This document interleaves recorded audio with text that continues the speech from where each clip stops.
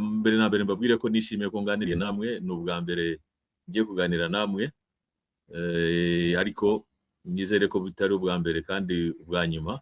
Tuzakomeze tuganire, izi ni inyigisho twe duhoramo inaha, ku badukurikira buri gihe ni inyigisho duhoramo, kandi ni inyigisho zizahoraho kuko hari abashya bavuka, hari twe batangiye gukura, hari urubyiruko, hari n'abashya bavuka, kandi ni ibintu tuba tugomba kumva kimwe kugira ngo wa mugani bitazahinduka ngo bibe slogan cyangwa ngo bibe event bivuze ko wenda abazavuka ejo n'ejo bundi bakavuga bati patriotism byararangiye, byageneye n'iriya generation, twebwe aho tugeze ubu ntabwo bikiri ngombwa. Oya, rero reka mbehere imuzi. Patriotism iyo tubivuga bitari ijambo rya dictionary gusa, bitari ibikoreshwa ahantu hamwe muri situations zimwe ngo mu situations zindi bihinduke, bivuze iki neza? Buri cyo bivuze ni consciousness, consciousness yo kugira commitment mu guteza imbere inyungu z'igihugu cyawe. Consciousness muri bumva barire amagambo amwe mu cyongereza nibwo avugika neza, iyo nasembuye mu kinyarwanda hari ubwo ntabona amagambo y'ikinyarwanda yasimbura. Nka conscious commitment, kumenya buri gihe cyangwa kwiyumvamo buri gihe ko inyungu zanyu nk'abanyarwanda nizo mushyize imbere mu nyungu z'igihugu. Inyungu zanyu z'igihugu cyanyu nizo mushyize imbere, kubyiyumvamo, guteza imbere inyungu z'igihugu cyanyu, mukava mu kwireba ku giti cyawe, umuntu akareka inyungu ze ku giti cye, kuko inyungu z'umuntu ku giti cye burya ntacyo zageraho, nta n'icyo zamugezaho zidafite aho zishingiye hitwa igihugu. So iyo rero niho nahera kuvuga ngo patriotism ni ukumenya neza, kubyiyumvamo, mu mvugo nshya z'abantu bamwe babyita kubihumeka, ukabihumeka, ukabitekereza, ukabyiyumvamo, ukumva bikurimo ko inyungu z'igihugu cyawe nizo zishyizwe imbere gusumba inyungu z'umuntu ku giti cye. Iyo inyungu z'igihugu ziri imbere, ni ukuvuga ngo twese imbaraga zacu tuzishyira mu ibiteza imbere igihugu cyacu, advancement of our nation. Rero nuko nagisobanura, niba hari abanyunganira kuri iyo definition yacyo, ariko muri ubwo buryo nibwo nagisobanura. Kandi kuri twebwe mu Rwanda hano, kuri twebwe nk'inkotanyi by'umwihariko, patriotism tuyumva cyane cyane kuko niyo yonyine itugejeje aho turi, niyo yonyine yatugaruriye igihugu. Twabuze guhera turi abana, bamwe bari bakuru ariko abandi ari abana, abandi baravukiyeyo. Twagize icyo kintu cyitwa patriotism, niyo yatugariye mu gihugu cyacu hano. Mu by'ukuri idahari, iyo tutagira uwo mutima no kubyiyumvamo no kubivunikira, twakabaye tuticaye mu Rwanda ahangaha turimo kuganirira. Iyo rero niyo definition nabaha muri make. Murakoze cyane, birasobanutse. Iyo consciousness ni mu kinyarwanda babyita umutimanama, ariko uko bisobanuraga byumvikanaga. Hanyuma uko gushyira inyungu z'igihugu imbere y'iz'umuntu ku giti cye, hari aho mu mateka byabaye no kuvuga muti izo nyungu zijye hejuru kurusha ubuzima bwanjye niyo bwatakara, ariko inyungu z'igihugu zikajya mbere. Aho hantu mwabisobanurira urubyiruko rw'ubu rubyumva nk'aho ari amateka, rutabaye muri ibyo bihe by'urugamba rwo kubohora iki gihugu no guhagarika jenoside yakorewe Abatutsi. Nanone reka nkomereza aho ku byo nari mvuze mbere, ku rubyiruko ruriho ubu, kuko twebwe wa mugani turi mu mugoroba w'ibihe byacu. Abenshi igihe twatangiraga uru rugendo rwo kubona igihugu, twari mu myaka 25, 28 gutyo, cyangwa 30 ku bakuru. Ubu ngubu iyo wongeyeho iyo tumaze rero, urumva ko turi muri za 60. Ibyo rero bivuze iki ku rubyiruko ko warumbajije? Kuri jyewe usanga ikintu cya mbere abantu no kwibuka ngo kugira ngo iki gihugu kiboneke twaragiharaniye. Abantu bafashe ibyemezo bikomeye. Twebwe twarabahagurutse turi benshi dufite abatiyoboye, umuyobozi mukuru w'igihugu cyacu, perezida wacu, dufata iya mbere turavuga ngo tugiye kurwanira igihugu cyacu. Turabizi ko harimo ibitoroshye byinshi, turabizi ko hazabamo kumena amaraso, turabizi ko hazabamo gupfa, turabizi ko hazabamo gusonza, turabizi ko hazabamo kugenda ingendo ndende, nta byo abato bamenyereye, nta gutega moto cyangwa imodoka cyangwa ibindi. Turabizi ko tuzahamagarana nta telefoni zihari, ari ukugenda amaguru igihe kirekire kugira ngo mutumaneho. Ariko ibyo byose twarabyemeye, turavuga tuti reka tugende, uzapfa azapfa, byo kandi turabizi neza ngo gupfa kuzabaho. Rero ku rubyiruko kugira ngo batumve neza, n'ejo bundi tumenye ngo icyitwa patriotism cyadushyizemo uwo mutima wo kuvuga ngo tugiye kuzapfa, tugiye kuzababara, ariko ishyerezo hari bamwe bazagera ku ntsinzi iduha igihugu kiduhesha ishema. Ku rubyiruko by'umwihariko, burya aho uva ukagera nta shema waba ufite kubaho nta gihugu ugira. Kandi uwaba ashaka kumenya icyo bivuze azabaze twe bakuru, muri mwebwe sinzi mukuru cyane uko angana, twebwe twabayeho nta gihugu tugira imyaka 30, ukagira ipfunwe ryo kuvuga ko uri umunyarwanda. Mwebwe abubu benshi bafite amahirwe yo kuvugana ishema aho ageze hose, haba kuri immigration, umupaka w'igera igihugu icyo ari cyo cyose, habaho yaba hamagawe mu birori, yaba hamagawe se mu kwitaba mu nama, yaba hamagawe mu ikintu icyo ari cyo cyose. Abanyarwanda ubu batoya bavugisha ishema bavuga ngo what is your nationality, byoroha cyane kuvuga ngo Rwandan. Yewe no kuri twebwe bakuru, ngewe ndababwira nk'inararibonye nabinyuzemo, aho mu mashuri wageraga mu mwaka wo kwimuka kujya mu cyiciro kindi, waba uva muri primaire ujya muri secondaire cyangwa uva muri secondaire izina uri bukomerezeho, ukumva biranagutera ubwoba kubivuga ko uri umunyarwanda, kuko amahirwe menshi ushobora gutakaza opportunity iyo wari kubona, ariko kubera ko ababishinzwe bari busesengura amazina bakayanyuza mu kayunguruzo bakabona izina rya uri umunyarwanda, ukaba watakaza amahirwe yaba yo kwiga, yaba yo kubona akazi n'ibindi. Rero ku rubyiruko rutoya, iyo niyo nzira ya patriotism, iyo niyo nzira igihugu cyacu cyabonetsemo, iyo niyo nzira mugomba kwibuka buri munsi, yuko twariyemeje ngo hagira abababara, ariko finally igihugu kiboneke. Ubu rero niho turi. Igihugu rero iyo kibonetse, ni responsibility ni yanyu mwebwe batoya, mugomba gusigasira ibyo twagezeho, kuko ubiretse ibintu kwangirika nako kanya, kubyubaka ariko bitwara igihe kirekire cyane cyane. Rero ibyo tugezeho ni ukubisigasira, nta kujenjeka. Mu Kinyarwanda mbere na mbere mbabwire ko nishimiye ko nganiriye namwe, ni ubwa mbere ngiye kuganira namwe, ariko nizere ko bitari ubwa mbere kandi ubwa nyuma. Tuzakomeze tuganire, izi ni inyigisho twe duhoramo inaha, kuba dukurikira buri gihe ni inyigisho duhoramo, kandi ni inyigisho zizahoraho, kuko hari abashya bavuka, hari twe batangiye gukura, hari urubyiruko, hari n'abashya bavuka, kandi ni ibintu tuba tugomba kumva kimwe, kugira ngo wa mugani bitazahinduka ngo bibe slogan cyangwa ngo bibe event.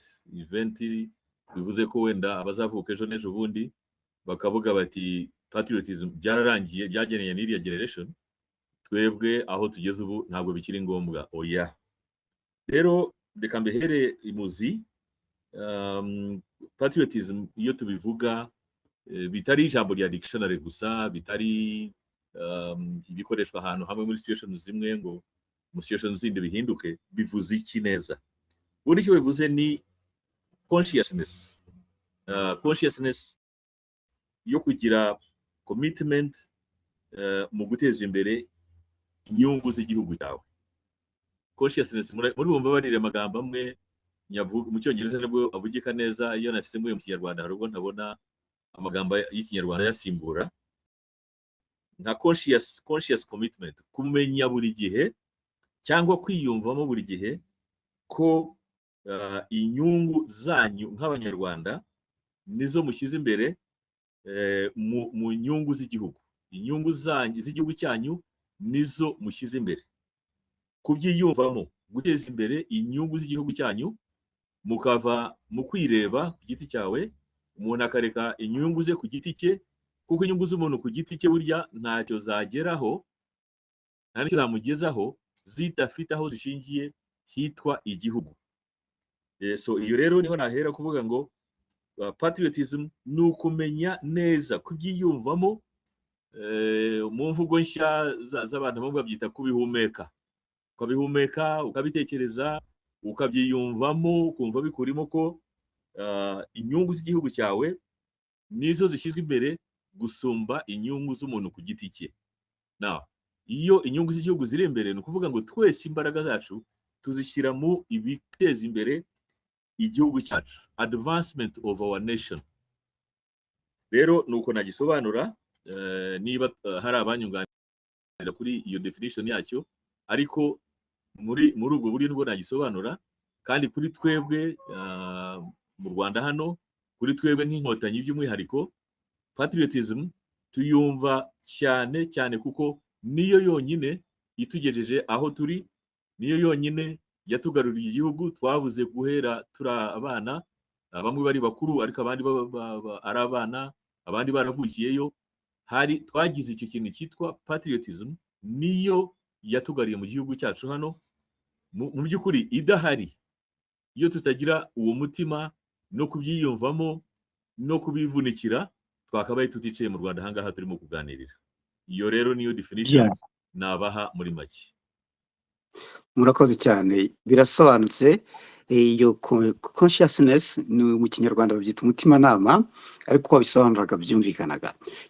Hanyuma uko gushyira inyungu z'igihugu imbere y'iz'umuntu ku giti cye, hari aho mu mateka byabaye no kuvuga muti izo nyungu zijye hejuru kurusha ubuzima bwanjye. Ubuzima bwanjye niyo bwatakara, ariko inyungu z'igihugu zikajya mbere. Aho hantu mwabisobanurira urubyiruko rw'ubu rubyumva nk'aho ari amateka, rutabaye muri ibyo bihe by'urugamba rwo kubohora iki gihugu no guhagarika jenoside yakorewe Abatutsi. Nanone reka nkomereza aho ku byo nari mvuze mbere, ku rubyiruko ruriho ubu, kuko twebwe wa mugani turi mu mugoroba w'ibihe byacu. Abenshi igihe twatangiraga uru rugendo rwo kubona igihugu, twari mu myaka 25, 28 gutyo, cyangwa 30 ku bakuru. Ubu ngubu iyo wongeyeho iyo tumaze rero, urumva ko turi muri za 60. Ibyo rero bivuze iki ku rubyiruko ko warumbajije? Kuri jyewe nsanga ikintu cya mbere abantu no kwibuka ngo kugira ngo iki gihugu kiboneke twaragiharaniye. Abantu bafashe ibyemezo bikomeye. Twebwe twarabahagurutse turi benshi, dufite abatiyoboye, umuyobozi mukuru w'igihugu cyacu, perezida wacu, dufata iya mbere turavuga ngo tugiye kurwanira igihugu cyacu. Turabizi ko harimo ibitoroshye byinshi, turabizi ko hazabamo kumena amaraso, turabizi ko hazabamo gupfa, turabizi ko hazabamo gusonza, turabizi ko hazabamo kugenda ingendo ndende, nta byo abato bamenyereye, nta gutega moto cyangwa imodoka cyangwa ibindi. Turabizi ko tuzahamagarana nta telefoni zihari, ari ukugenda amaguru igihe kirekire kugira ngo mutumaneho. Ariko ibyo byose twarabyemeye, turavuga tuti reka tugende, uzapfa azapfa, byo kandi turabizi neza ngo gupfa kuzabaho. Rero ku rubyiruko kugira ngo twumve neza, n'ejo bundi tumenye ngo icyitwa patriotism cyadushyizemo uwo mutima wo kuvuga ngo tugiye kuzapfa, tugiye kuzababara, ariko ishyerezo hari bamwe bazagera ku ntsinzi iduha igihugu kiduhesha ishema. Ku rubyiruko by'umwihariko, burya aho uva ukagera nta shema waba ufite kubaho nta gihugu ugira. Kandi uwaba ashaka kumenya icyo bivuze azabaze twe bakuru, muri mwebwe sinzi mukuru cyane uko angana. Twebwe twabayeho nta gihugu tugira imyaka 30. ukagira ipfunwe ryo kuvuga ko uri umunyarwanda. Mwebwe abubu benshi bafite amahirwe yo kuvugana ishema aho ageze hose, haba kuri immigration, umupaka w'igera igihugu icyo ari cyo cyose, haba aho yaba ahamagawe mu birori, yaba ahamagawe se mu kwitaba mu nama, yaba ahamagawe ikintu icyo ari cyo cyose. Abanyarwanda ubu batoya bavugisha ishema bavuga ngo what is your nationality, byoroha cyane kuvuga ngo Rwandan. Yewe no kuri twebwe bakuru, ngewe ndababwira nk'inararibonye nabinyuzemo, aho mu mashuri wageraga mu mwaka wo kwimuka kujya mu cyiciro kindi, waba uva muri primaire ujya muri secondaire cyangwa uva muri secondaire izina uri bukomerezeho, ukumva biranagutera ubwoba kubivuga ko uri umunyarwanda, kuko amahirwe menshi ushobora gutakaza opportunity yo wari kubona, ariko kubera ko ababishinzwe bari busesengura amazina bakayanyuza mu kayunguruzo bakabona izina rya uri umunyarwanda, ukaba watakaza amahirwe yaba yo kwiga, yaba yo kubona akazi n'ibindi. Rero ku rubyiruko rutoya, iyo niyo nzira ya patriotism, iyo niyo nzira igihugu cyacu cyabonetsemo, iyo niyo nzira mugomba kwibuka buri munsi, yuko twariyemeje ngo hagira abababara ariko finally igihugu kiboneke. Ubu rero niho turi. Igihugu rero iyo kibonetse, ni responsibility ni yanyu mwebwe batoya, mugomba gusigasira ibyo twagezeho, kuko ubiretse ibintu kwangirika nako kanya. Kubyubaka ariko bitwara igihe kirekire cyane cyane. Rero ibyo tugezeho ni ukubisigasira, nta kujenjeka. Mu Kinyarwanda mbere na mbere mbabwire ko nishimiye ko nganiriye namwe, ni ubwa mbere ngiye kuganira namwe, ariko nizere ko bitari ubwa mbere kandi ubwa nyuma. Tuzakomeze tuganire, izi ni inyigisho twe duhoramo inaha, kuba dukurikira buri gihe ni inyigisho duhoramo, kandi ni inyigisho zizahoraho, kuko hari abashya bavuka, hari twe batangiye gukura, hari urubyiruko, hari n'abashya bavuka, kandi ni ibintu tuba tugomba kumva kimwe, kugira ngo wa mugani bitazahinduka ngo bibe slogan cyangwa ngo bibe event bivuze ko wenda abazavuka ejo n'ejo bundi bakavuga bati patriotism byararangiye, byageneye n'iriya generation. Twebwe aho tugeze ubu ntabwo bikiri ngombwa, oya. Rero reka mbehere imuzi. Patriotism iyo tubivuga, bitari ijambo rya dictionary gusa, bitari ibikoreshwa ahantu hamwe muri situations zimwe ngo mu situations zindi bihinduke, bivuze iki neza? Ubundi icyo bivuze ni consciousness, consciousness yo kugira commitment mu guteza imbere inyungu z'igihugu cyawe. Consciousness, muri bumva barire amagambo amwe mu Cyongereza nabwo avugika neza, iyo nasembuye mu Kinyarwanda hari ubwo ntabona amagambo y'Ikinyarwanda yasimbura. Nka conscious commitment, kumenya buri gihe cyangwa kwiyumvamo buri gihe ko inyungu zanyu nk'abanyarwanda nizo mushyize imbere mu nyungu z'igihugu. Inyungu zanyu z'igihugu cyanyu nizo mushyize imbere, kubyiyumvamo, guteza imbere inyungu z'igihugu cyanyu, mukava mu kwireba ku giti cyawe, umuntu akareka inyungu ze ku giti cye, kuko inyungu z'umuntu ku giti cye burya ntacyo zageraho, nta n'icyo zamugezaho zidafite aho zishingiye hitwa igihugu. So iyo rero niho nahera kuvuga ngo patriotism ni ukumenya neza, kubyiyumvamo, mu mvugo nshya z'abantu bamwe babyita kubihumeka. Ukabihumeka, ukabitekereza, ukabyiyumvamo, ukumva bikurimo ko inyungu z'igihugu cyawe nizo zishyizwe imbere gusumba inyungu z'umuntu ku giti cye.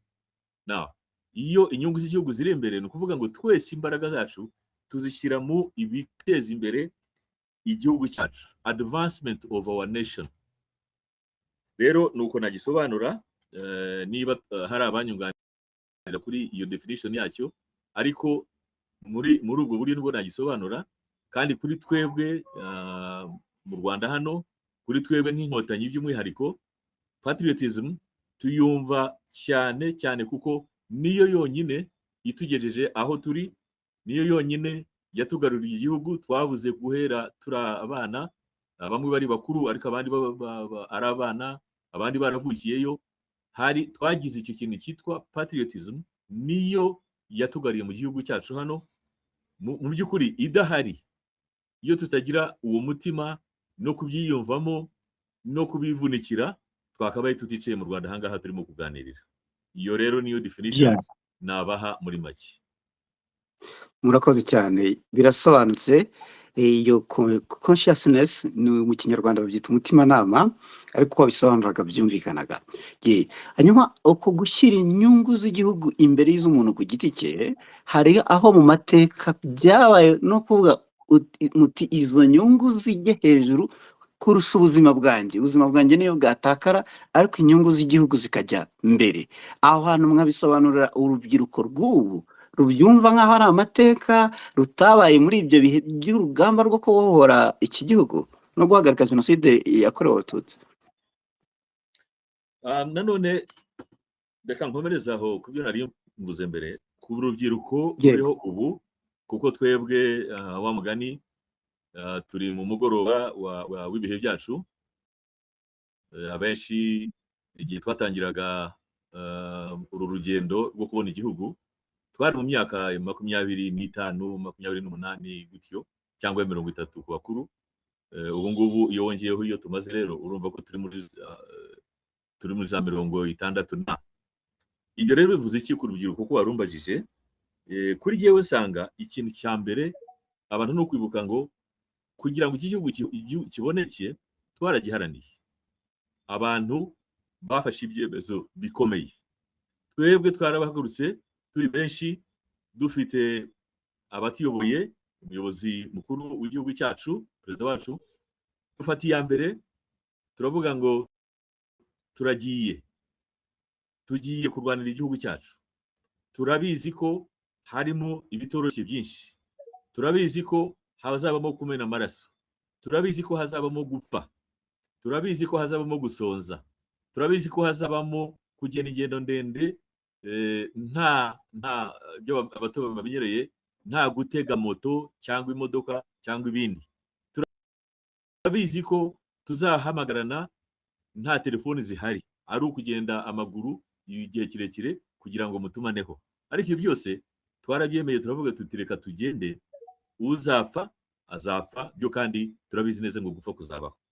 Rero ku rubyiruko kugira ngo twumve neza, n'ejo bundi tumenye ngo icyitwa patriotism cyadushyizemo uwo mutima wo kuvuga ngo tugiye kuzapfa, tugiye kuzababara, ariko ishyerezo hari bamwe bazagera ku ntsinzi iduha igihugu kiduhesha ishema.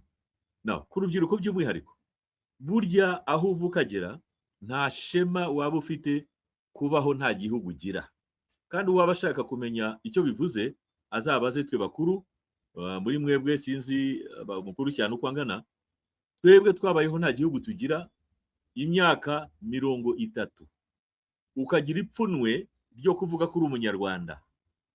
Mwebwe abubu benshi bafite amahirwe yo kuvugana ishema aho ageze hose, haba kuri immigration, umupaka w'igera ku gihugu icyo ari cyo cyose, habaho yaba hamagawe mu birori, yaba hamagawe se mu kwitaba mu nama, yaba hamagawe mu ikintu icyo ari cyo cyose. Abanyarwanda ubu batoya bavugisha ishema bavuga ngo what is your nationality? Byoroha cyane kuvuga ngo Rwandan. Yewe no kuri twebwe bakuru, jewe ndababwira nk'inararibonye nabinyuzemo, aho mu mashuri wageraga mu mwaka wo kwimuka kujya mu cyiciro kindi, wava muri primaire ujya muri secondaire, cyangwa uva muri secondaire izina uri bukomerezeho, ukumva biranagutera ubwoba kubivuga ko uri umunyarwanda, kuko amahirwe menshi ushobora gutakaza opportunity yo wari kubona, ariko kubera ko ababishinzwe bari busesengura amazina bakayanyuza mu kayunguruzo bakabona izina rya uri umunyarwanda, ukaba watakaza amahirwe yaba yo kwiga, yaba yo kubona akazi n'ibindi. Rero ku rubyiruko rutoya, iyo niyo nzira ya patriotism, iyo niyo nzira igihugu cyacu cyabonetsemo, iyo niyo nzira mugomba kwibuka buri munsi, yuko twariyemeje ngo hagira abababara, ariko finally igihugu kiboneke. Ubu rero niho turi. Igihugu rero iyo kibonetse, ni responsibility ni yanyu mwebwe batoya, mugomba gusigasira ibyo twagezeho, kuko ubiretse ibintu kwangirika nako kanya, kubyubaka ariko bitwara igihe kirekire cyane cyane. Rero ibyo tugezeho ni ukubisigasira, nta kujenjeka. Mu kinyarwanda gishya sinari nkimenyeye, ariko hari ijambo ryitwa kujenjeka, nta gucagasa, nta gukora ibintu igice, nta kwirengagiza, nta kuyoba, especially nta kuyoba, tugakoma ku murongo utujyana aho igihugu cyacu kiduteza imbere kandi tugire ishema ryacyo. Watunguka ku mupaka ahantu hari hose, muri Europe, wagera i Burayi uva mu Rwanda ukomeza ujya muri Amerika, where you from? Rwanda. Jewe mbabwire ishema nkoresha aho nitabiriye amanama, kandi nitabira menshi, amanama ya East Africa, amanama ya African Free Trade Area, nyajyamo cyane. Ubu ngubu mvugisha ishema iyo umuntu bangezeho ngo twivuge, iyo mbwira abantu ngo I am Denis Karera, made in Rwanda. Icyo rero mwakinyigiraho namwe mukajya, ntacyo gitwaye abantu bazababwire ngo I am so and so made in Rwanda. Ngira ngo muranyumva neza. turakumva rwose, turakumva, biraryoshye. So made in Rwanda rero ntabwo ari product gusa ziducuruza, namwe muzagira ishema yo kubibwira abantu ngo nanjye ndi runaka made in Rwanda. Kandi abantu benshi aho ngenda ahantu henshi, njya muri conferences muri Afrika yose, aho mbivuze bantega amatwi kurushaho, bakavuga ngo ariko abanyarwanda uziko uyu ni made in Rwanda, nkavuga ni yego, mundebe nka product of Rwanda, nimundebemo gito, nimundebemo gake, because ijwi ryacu aho rigera ubu harumvikana, harazwi, ntabwo tugishidikanya, nta pfunwe na rito.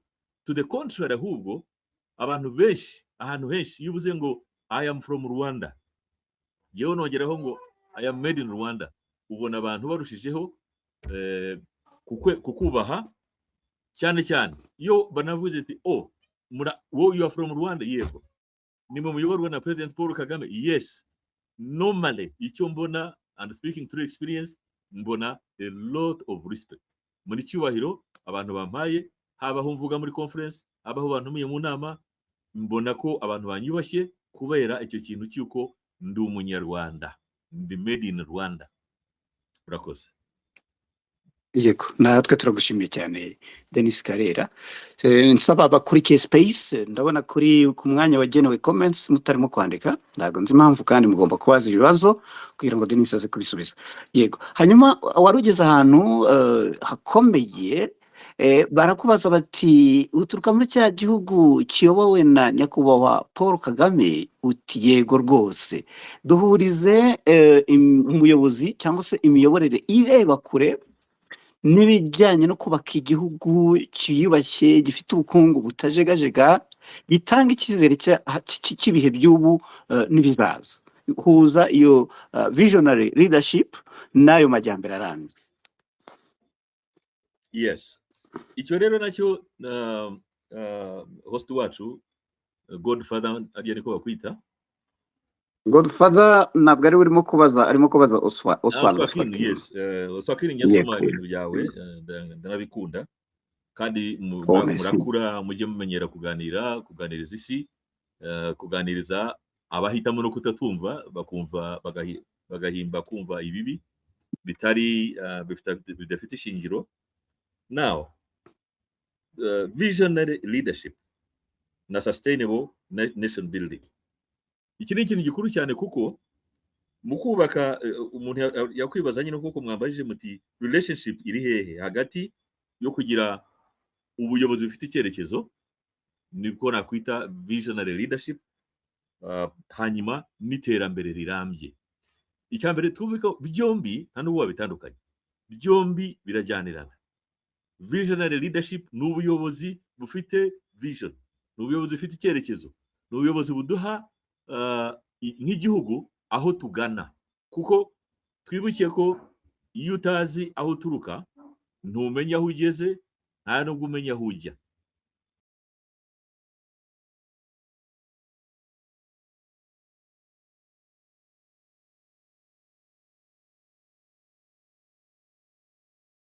icyo dukenera rero ku buyobozi nkatwe bafite amahirwe twaba twifitiye nyakubahwa perezida Kagame, ikintu cya mbere tumubonaho, ikintu cya mbere atwigisha ni ukugira visionary leadership, ubuyobozi bufite icyerekezo, ubuyobozi bufite aho bugana bizwi.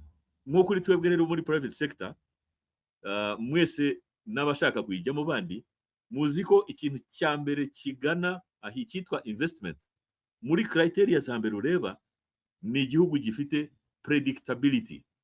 Mu Kinyarwanda wamfasha usakini ukaza kubishyiramo amagambo amwe mu Kinyarwanda, nakubwiye ko mbura amagambo yayo. Predictability mu Kinyarwanda sinzi icyo ari cyo. Technical terms ziba ari ngombwa Yes. mu bintu nk'ibi ngibi. Ubwo ni ukuvuga ngo aho byerekeza, aho bigana haba hagaragara ubushobora kuhateganya, ushobora kumenya ngo bizaba bimeze bitya, Voilà. Rero ukahakorera igenamigambi bigendanye. rero twebwe bakora aka kazi, twebwe bari mu ishoramari n'abandi bose na investment portfolios nyinshi zitandukanye bumva ziri mu gihugu, abaza gushora imari hano burya nta kintu bakurikira hano mu gihugu cyacu. Ikintu cya mbere nabo duhura bose, ikintu cya mbere abantu bareba ni igihugu cy'u Rwanda kiri predictable, urabireba ukabona aho ujya, ukamenya aho ugeze. Usually answer tubona ni yego. So dufite predictability, dufite political stability, turatekanye, turatuje, turatekanye. Sky Didier,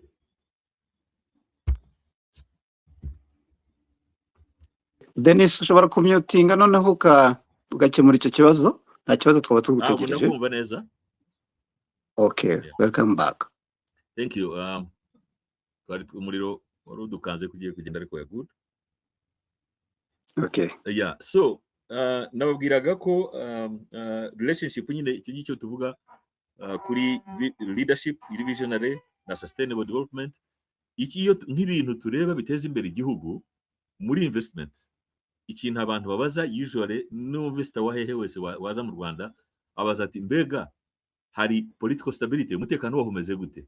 Kuko ntizagira ukubeshya, twese mu gushora imari, haba bari mu Rwanda n'abatari hanze, n'abari hanze n'abatari mu gihugu hano, ikintu cya mbere bareba ese hari umutekano. Kandi ibi ntabwo ari classic case yo mu Rwanda gusa, ahantu hose baguhamagara gushora imari, haba mu Rwanda cyangwa hanze, nabo mujya mu mobilizing ngo baze gushora imari hano, ikintu cya mbere babaza ni hari stability, hari umutekano uhagije. And the answer, ubundi umuntu aba afite ticking the boxes nk'uko mu Cyongereza tubyita, ubona aba afite ahari buvivure. Kuvivura rero ikintu cya mbere kuvivura uti hariya hari umutekano, ukavivura ngo yego urahari, ahubwo uranahari usagutse, usesekaye, hari na surplus y'umutekano. Murabizi ko mu gihugu cyacu on the continent we rank the highest. No kuri continent zindi nta hantu wasanga, dore nk'ubizi isaha aho nicaye, nicaye hanze ndimo kureba abanyamahanga benshi barimo bariruka banyura hepfo ya hondi bagana bari mu myidagaduro, bari muri siporo y'ikigoroba, abagana kuri golf hepfo, abavayo basubira igice cya ruguru ahari nka RDB. Ubu ndicaye mbareba biruka. Ni hehe? Ntabwo ari henshi, ntanababaza ngo ni hehe, ntabwo ari henshi wabona aho isaha nk'iyi ugira abantu bavuye ku kazi kabo bati mureke twirukanye tujye kwidagadura, dukore siporo, tugire ubwiza bw'imibiri yacu byoroshye nk'uko biriho mu Rwanda. Iki rero ni ikintu cya mbere abantu bakwiye kujya bazirikana, kiri so important. Ntabwo wakwinvesting utabanje kumenya ngo hari political stability, yego, hari security, yego, hari predictability, ushobora gupanga cyangwa gutekereza ngo ibyo uzakora bizavamo bikunde, yego. Na iyo utikinze izo box uko ari eshatu, iyo uvivuye izo ngingo uko ari eshatu, nta cyakubuza kuvuga uti noneho nimureke dutekereze ngo dushore imari ahangaha. Rero birajyanirana. Nsubire ku kibazo warumbayije, ihuriro rya visionary leadership na sustainable nation building ni ibintu bibiri bigendana, kuko iyo tureba sustainability muri nation building niki, ni ugushora imari, ni uguteza imbere imibereho myiza y'abagituye, ni ukongera ubushobozi bw'abagituye guhaha bafite ubushobozi mu mufuka, disposable income ziva he, ziva muri sustainability mu nation building, abantu bakabyiyumvamo, bakumva hari umutekano batekanye, bakashora, bakasarura, bakeza bagasarura, tugasagurira isoko. That is what we do. So there is a very close link muri visionary leadership, ariyo umuyobozi w'igihugu cyacu atuganishamo. Abatabizi twe babibamo buri munsi, tuva muri step 1 tukajya muri step 2 tukajya muri step 3, tubibona, it's clear, policies are known, ziri clear, the vision is known. Yewe mwese wenda mbasabe mweri muzasubiza inyuma amaso gato, mwibuke ikintu cyitwa vision 2020. Bamwe muri twe nta nubwo twamenye ko twayigezeho, kuko abantu bayirebaga nkaho biri kure cyane. Vision 2020 igerwaho mu bihumbi bibiri. Yes, mu bihumbi bibiri bavugaga vision 2020, n'uri muto akagira ngo iyo myaka ntizagera agihari, ariko twagiye tubona budukereyeho. Yes, bwadukereyeho ubu dufite vision 2050. Yes, nayo uzi kwisobanura gatoya. Reka wenda mbwire n'abatwumva yuko tukiri muri za vision 2020, icyo gihe icyitwa per capita, GDP per capita, umutungo ari umutungo rusange w'igihugu, ariko no ukomoka mu mutungo wihariye w'umuntu ku giti cye wa buri umwe munyarwanda, uri involved, uri mu kazi ukora, akagira icyo acyura. Muri icyo gihe vision 2020 twaganishagaho tuvuga ngo umunyarwanda wenda kuri GDP per capita abe acyura amadolari 800. Muri iki niho twari turi 700-800. Ubu ngubu aho tugeze kubera ubuyobozi bwiza, tugeze aho tuvuga amadolari, amafaranga angana amadolari y'Amerika 1156. Ahubwo murebe n'umuvuduko birimo, kuko mu mwaka ushize twari ku 1191. Ubu ngubu turimo turakabakaba 1156. Ibi ntabwo ari ibintu bisanzwe. Ibi ntiwabisanga ahantu byikoze. Ibi ntabwo byizana gusa. Ibi biva muri ingingo nababwiye: political stability, predictability, security and visionary leadership. Ariko reka na concluding aka point mbabwira ikintu kimwe, phrase abatwumva bakwiriye kujya bumva: leadership is everything. Leadership is everything. Buriya muzajya mubona habaye successful story aho ariho hose ku isi, mujye mumenya aho hantu leadership is the right one. Nimubona aho byapfuye naho ku isi, muzajye mumenya aha hantu byapfuye byishwe na ibura rya leadership. So leadership buriya accounts for almost everything. Yes, leadership is everything. Yimanuru ijyane mu companies, ijyane ku bigo by'amashuri, ijyane kuri za kaminuza, ijyane ku bitaro, ijyane nushaka ijyane no mu rugo turebe. Yes. Utange bidukorere. Hari abantu bumva iyo leadership bakumva ku rwego rw'igihugu hejuru kwa reka mbaho ingero zimwe, hari zimuvuze leadership mu mashuri, leadership mu bitaro, leadership muri za company zacu nk'iyanjye nyobora, leadership muri groups, leadership muri investment patterns, leadership muri investment groups nk'izo dukorana nazo. Leadership is everything. Burya iyo ubuyobozi bwabuze icyerekezo, abo muyobora babararindagira. Ariko iyo ubuyobozi bubahaye icyerekezo cyiza, abo muyoboye bafata umurongo.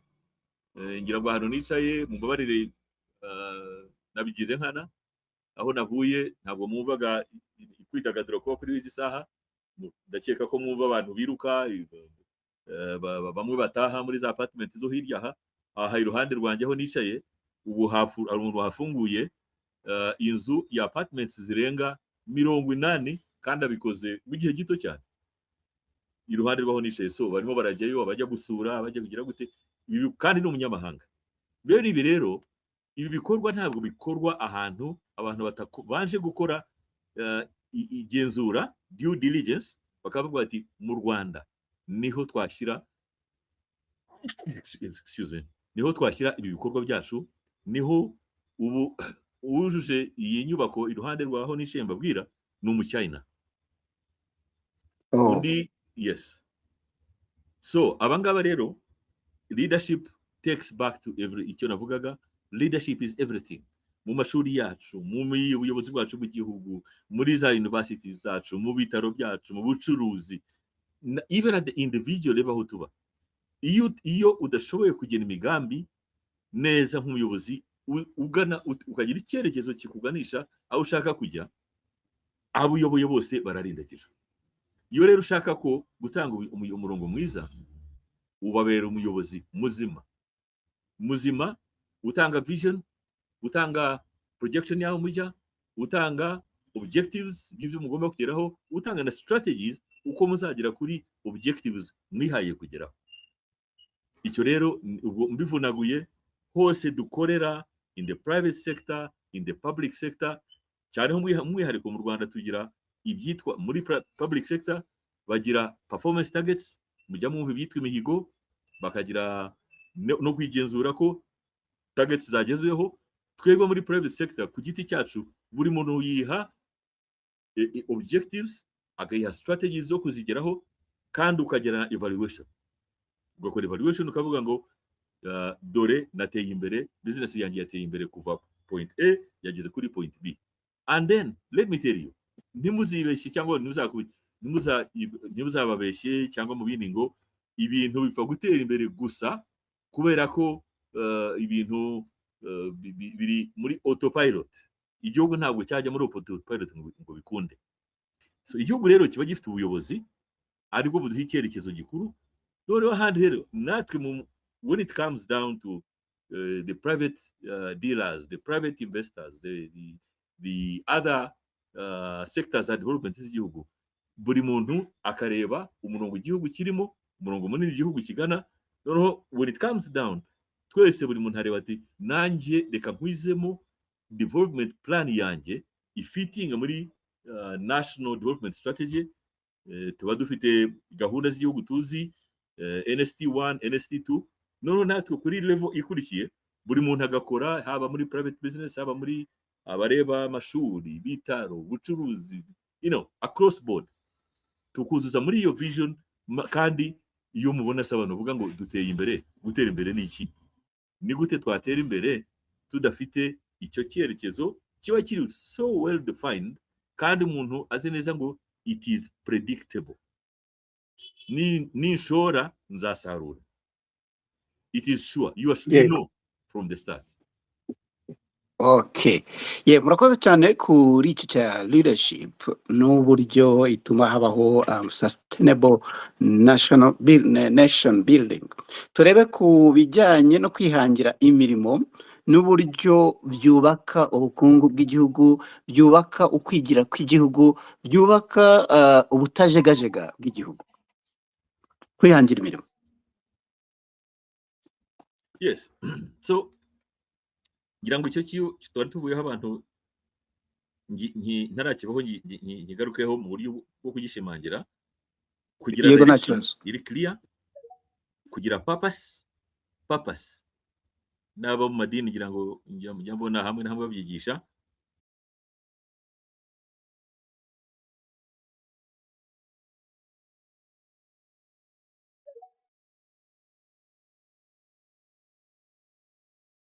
Iri clear, ibyo ni ingingo ziri important cyane, no kureba kure, thinking, looking far, thinking big.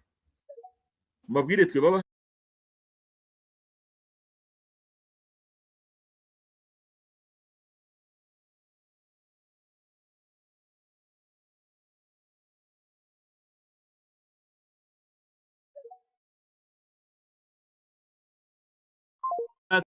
kubikorera, katubwira ati ariko mureba kure cyangwa mureba ahangaha bugufi, hanyuma mutekereza bingana iki, tekereza binini cyangwa dutoya.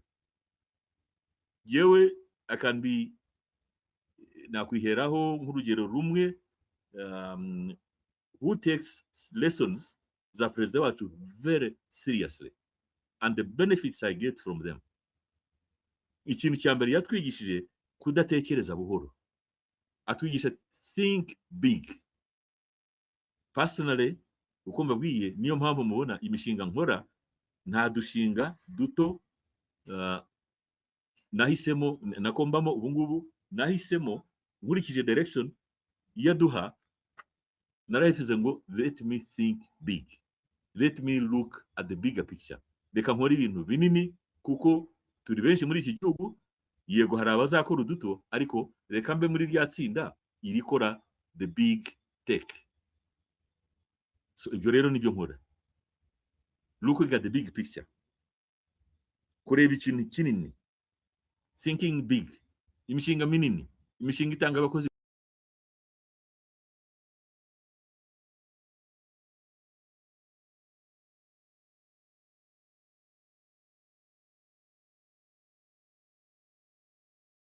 ku Banyarwanda, imishinga itanga umusoro uhagije ku Banyarwanda, disposable income. Uwo muntu ufite amafaranga mu mufuka niwe uri buteze imbere supermarket, ahari bujye guhaha, butike z'iwabo, ibicuruzwa bitandukanye, abagemura ibyo kurya bitandukanye, abagemura ibinyobwa, aba bose iterambere ry'igihugu buriya niko rigenda. Economy ikura kubera ko hari amafaranga arimo gutaninga ku nzego zitandukanye, kuri levels zitandukanye. Ariko mbere na mbere igihugu kikaba gifite thinking big. Yego, aho ngaho bwana Denis Karera muvuze urugero mwitanzeho rushobora gutuma wa wundi ufite butike, wa wundi ufite bino bimoto byateye bya rifani avuga ati shaka gutekereza kureba kure, bigenewe abantu nka ba Denis Karera bafite amamiliyari, ngewe ntabwo bindeba. Ndagira ngo aho hantu hashyira umucyo. Buriya rero reka mbwira abatwumva yuko nta na hamwe yewe mvuga ngo ndi muri abavuga ngo abafite amamiliyari, no, ntabwo ariko bimeze rwose. Ahubwo amamiliyari afitwe n'abayafite bandi. Yewe nkora planning, mvuga nti reka nkore umushinga runaka, ariko uyu mushinga uzagira abawugana.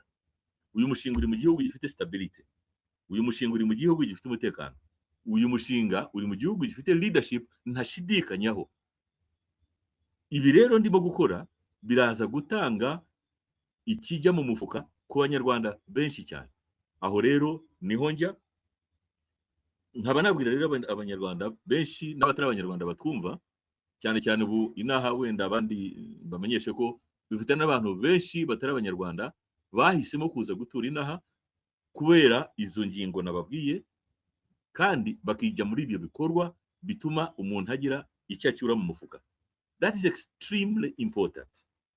So urugero urwo nabahaye rwanjye ntabwo ndi umwihariko, ariko n'abandi benshi b'Abanyarwanda twagiye mu mirimo, dufite izina twiha mu Kinyarwanda barabizi, twitaba rwiyemezamirimo. People twahisemo gukora, because igihugu cyacu the only thing cyagiteza imbere ni ukuticara, ni ugukora, and then looking at the bigger picture. Udushinga duto tukatuvamo, utuntu duto, gukora utuntu duto ukishima kubera ubusa, kubera ubuntu bwa buri, kwishima ukanezerwa uti twageze iyo tujya. No way.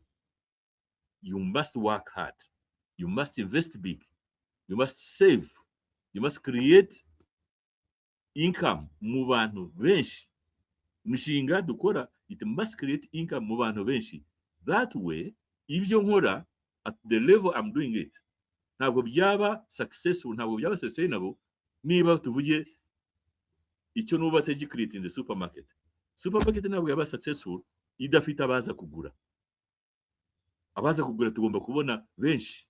Hahandi tujya muri shop ya supermarket tukabona turi ku murongo, kandi imirongo ijya kuri counter aho dutanga amafaranga, imirongo ni nk'icumi, kandi umurongo wacu turi abantu 40, inyuma yanjye hariyo 40, 50, twese dutegereje kugura. That's how an economy runs. Ibyo rero nibyo turimo, yego ibyo rero nibyo turimo kandi turabibona kandi birimo gutera imbere. Rero ababa bagishidikanya, I can assure you these plans work, leadership works, investments zigakora, because everything we do hari predictability.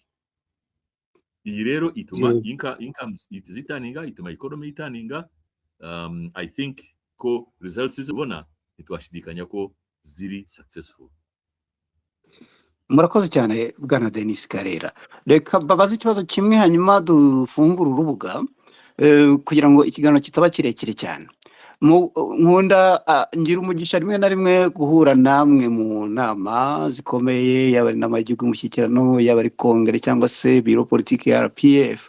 Nta na rimwe mujya muhava mudafashe ijambo. Hari aho munyuzamo mukanenga isoko ry'umurimo ku bijyanye n'uruhande rw'abakozi. Mujya ku isoko gushaka abakozi ariko mugasanga abakozi baririho ntibashoboye, mubinenze inshuro nyinshi. Iki kintu ndagira ngo mukigarukeho, mubona bipfira he, n'iki cyakorwa? Ubundi rero iyo abantu bari mu nzira y'iterambere, iteka biba ngombwa kugira icyitwa introspection. Turunguruke imbere. What does it tell us? Ku isoko ry'umurimo, abashaka akazi bari qualified neza. Iyo tubiganira Oswakin, buriya mu manama tuba twitabiriye mu mushyikirano w'igihugu n'izindi nama, ntabwo ari kunenga kuko byananiranye. Ni ikintu cyitwa positive criticism. Turisuzuma muri the domains zitandukanye, muri sectors zitandukanye, mujya mubikurikira mwese. Noneho iyo tureba turavuga ese urugero warubajije ni rwiza ku bakozi, the quality of workers that we need. Ese bamitinga criteria, ese batanga umusaruro, kuko twese mu kazi tuba dushaka burya abakozi bari bushyiremo imbaraga zabo, ubumenyi bwabo no gufatanya kugira ngo noneho umusaruro rusange wa company iyo ari yo yose itera imbere. Nicyo ukunze kubona rimwe na rimwe mbaza, kandi ibi si umwihariko wanjye. Twese uko turi mu kazi, iyo tugiye ku employinga, guha akazi abantu, dushaka guha akazi abantu bari bubyaze umusaruro aho dukora kugira ngo ibyo turimo bibyare. Ibyo turimo bigomba kubyara, kuko ntabwo waba uri mu kazi for purposes cyangwa for the sake of it. Umuyobozi w'igihugu atubwira buri munsi mwikinisha akazi. Na kukajyamo rero bidusaba ko abantu bari qualified. Interesting rero iriya remark dutanga Swakin ibyara umusaruro, kuko iyo usubiye inyuma usanga habaye improvement muri quality z'abantu batanga service. Urugero ni nko muri service industry. Service industry ariyo tuzwiho mu Rwanda ko ni kimwe mu byo tugomba kuzatanga, cyo dukora ubu ngubu tuzahora tugitanga, yewe tukana-exportinga. Service industry, uburyo bwo gukora akazi mu buryo bunoze, kunoza umurimo umuntu akora, kunoza abo twakira, nk'abari muri hospitality industry, nk'abari muri service sector zindi. Ubu ngubu ku isoko iriri ku mugabane wa Afurika, muri SCFTA niho tugeze rega. Ubu turimo turagabanaga aho turenga region, turimo turareba aho dutanga services nk'abanyarwanda ku mugabane wa Afurika. Mbonereho nakangurire urubyiruko n'abandi ngo nk'abanyarwanda nidufate iya mbere, urubyiruko muri IT, mu bindi, mu kumenyekanisha isoko rya Afurika na opportunities zirimo. Quality of service biturutse ku quality y'abakozi. Urubyiruko rero mwihe kumenya umwuga wanyu neza cyane, mumenye ibyo mukora. Nitubahamagara muri interview muzitsinde, kuko gutsinda interview z'akazi, noneho ibyo uzi, ibyo watsindishije interview ukabishyira mu bikorwa, ukabushyira mu ngiro, imvugo ikaba ingiro. Iyo ni slogan yacu y'Abanyarwanda turayizi, ntimuzayibagirwe abatwumva mwese. Imvugo ikaba ingiro. Ibyo dukora byose niho hahandi bigenda bikatugeza kuri level tuba twifuza.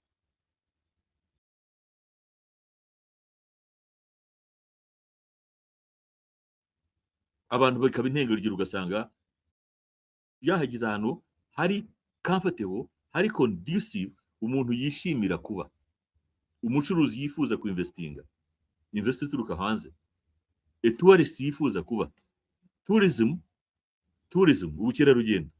Murabizi amafaranga bitwinjiriza mu gihugu, ndakeka ko tourism iri mu bya mbere kuri uyu munsi, cyangwa ntabwo irenga umwanya wa kabiri mu kutuzanira, nicyo kintu kituzanira amadolari yo hanze menshi. I think it is the highest as we stand today.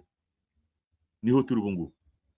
Umukerarugendo neruka biri mu miliyoni 700 z'amadolari. Nayo, thank you. Icyo bakunda rero hano kimwe n'iki, kandi gishobora ntikigurwa. We do not put any money, nta mafaranga dushora mu kugira isuku. No way, nothing. Rwose hari yewe ikintu kugira isuku byonyine, it has changed our image, it has improved our value, it has improved our tourism. Abantu bakatugenderera mu kanya nari mbabwiye nti ndabona abantu biruka bagana ku itapi hariya haku ni ibirometero 2 kuva aho nicaye, barimo bariruka izi saha, hacanye amatara. Simple things. Kujya gukora siporo ubu buryo bw'izi saha saa moya y'umugoroba, abantu biruka ku itapi hariya because harasukuye, hari isuku. Isuku bwayo, isuku kuyikora hano